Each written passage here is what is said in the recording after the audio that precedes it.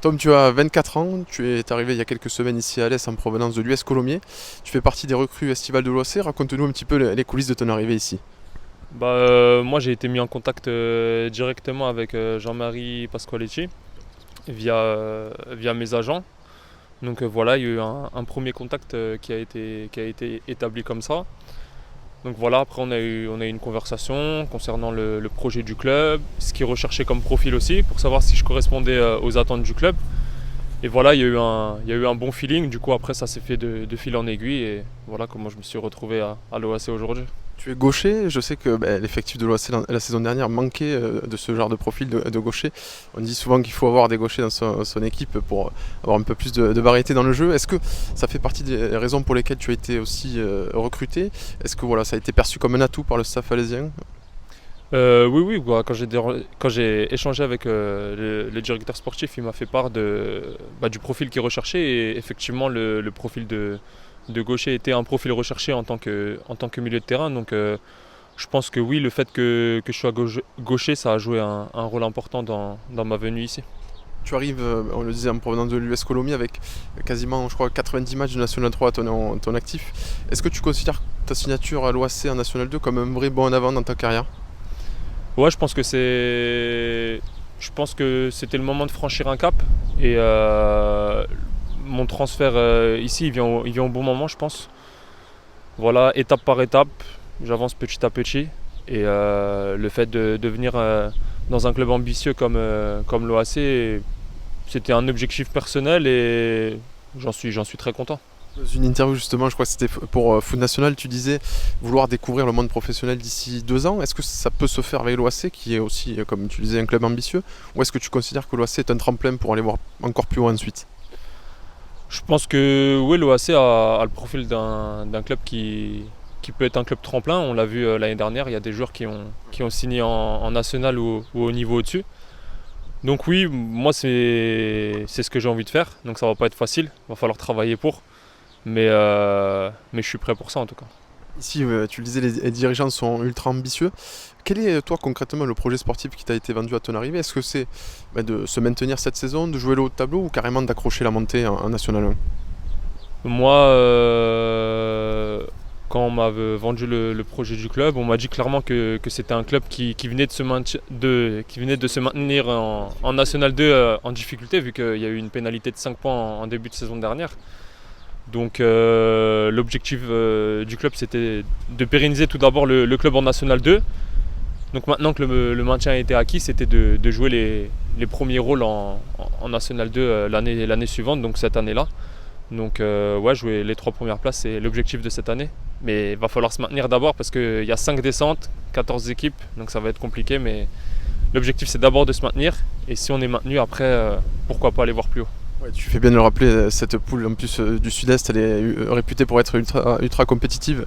Ça va être vraiment une partie très difficile à jouer là, sur ces 24 matchs qui vont s'offrir à vous, puisqu'il y a vraiment beaucoup de concurrence, des équipes à gros budget aussi, hein. Ouais, ouais, c'est clair, ouais, pour moi sur les 4 poules, elle fait partie des 2 poules les plus relevées avec tous les clubs du Sud, que ce soit Hyères, Toulon, Évian-Thonon, même Cannes qui vient de monter. Enfin, il y a beaucoup de clubs qui sont ambitieux pour accéder au national. Donc ouais, ça va être une poule très relevée et ça va être des gros matchs tous les week-ends. Je disais 24 matchs, c'est 26 et je me suis trompé. La question suivante, c'est vrai que l'OAC ces dernières saisons est réputé pour la qualité humaine de son effectif. Est-ce que toi tu le ressens, tu as été bien accueilli ici? Est-ce que tu ressens cette bonne ambiance qui fait souvent la réussite d'une saison aussi? Oui, oui, bah moi mon intégration personnellement s'est très très bien passée.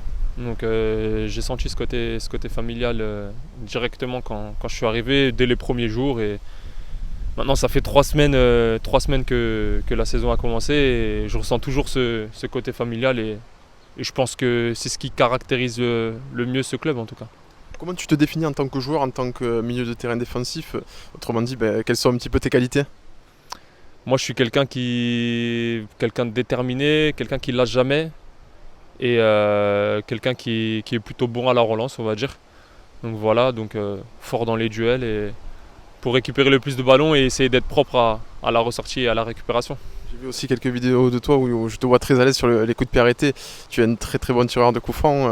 Est-ce que c'est un petit peu inné ou est-ce que c'est quelque chose que tu travailles beaucoup?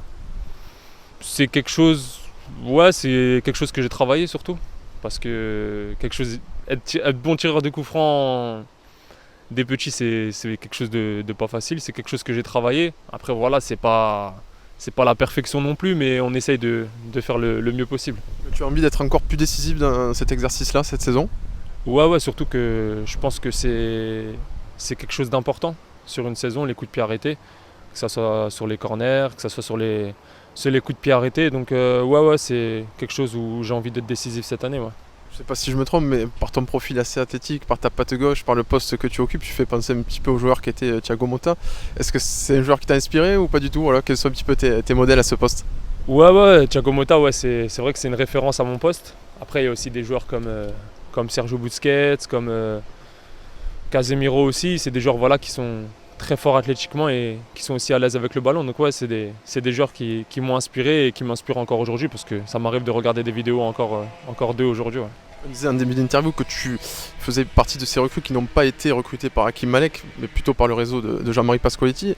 Justement, tu découvres un petit peu les méthodes d'Hakim Malek depuis quelques semaines. C'est un coach réputé à ses joueurs. Est-ce que tu apprécies, toi, ce que tu vois de lui pour l'instant, sa philosophie de jeu notamment? Ouais, ouais, ouais, c'est un coach qui aime le ballon, qui aime bien ressortir le ballon. Et c'est un coach, ouais, exactement. Et c'est un coach très minutieux sur chaque déplacement, tactiquement. Donc ouais, ouais, là ça fait 3 semaines, je pense qu'il y a certaines choses qui commencent à se mettre en place. Et quand ça va commencer à prendre forme, ça va être pas mal, je pense. Donc ouais. Justement, cette première victoire, un premier match amical face à Martigues. Martigues, un adversaire qui l'année dernière a quand même lutté pour la montée en Ligue 2 tout au long de la saison. Est-ce que, compte tenu du fait que c'est amical, c'est anecdotique ou c'est quand même de bon augure pour la suite de la saison? C'est encourageant. Après, voilà, ça reste un premier match amical où je sais pas comment se passe leur préparation, mais voilà, nous on est arrivé là-bas, on a joué, il y a eu 2 équipes différentes sur chaque mi-temps.